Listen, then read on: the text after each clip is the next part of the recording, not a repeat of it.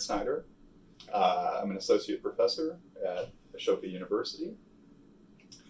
I work on basic issues in philosophy of mathematics, philosophy of language, logic, and more recently, philosophy of mind. I'm currently working on two very long-term projects. One of them has to do with how we think and talk about number.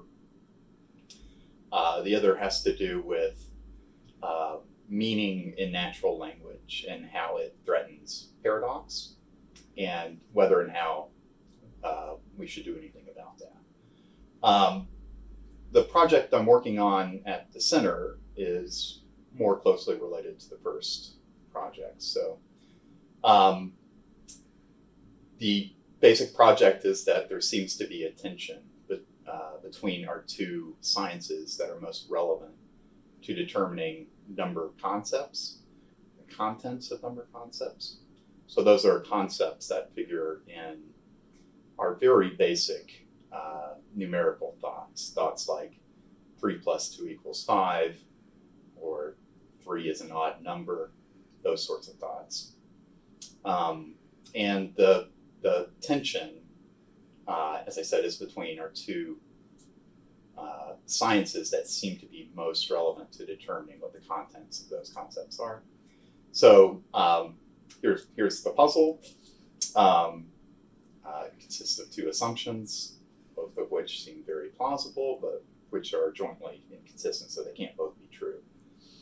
The first one is that children acquire what we might call cardinality concepts. Those are concepts that represent the cardinality of a collection, how many things belong to a collection.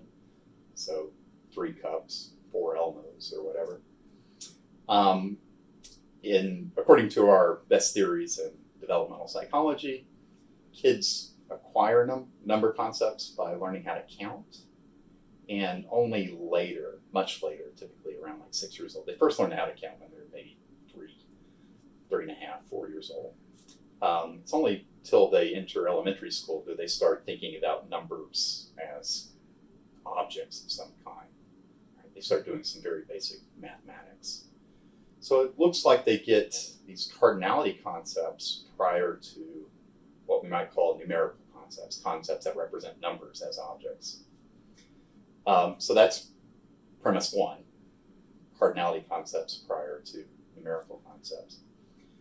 But if we look at linguistic semantics, that is the science of meanings of natural language expressions, it turns out that most plausibly, cardinality meanings of number words, these are number words like there are 4 elmos on the table, or there are 3 cups on the floor, or whatever. Those sorts of meanings, these cardinality meanings, presuppose a representation of number. So it looks like you can't really understand what I'm saying when I say there are 4 elmos on the table if you don't already possess a representation of number.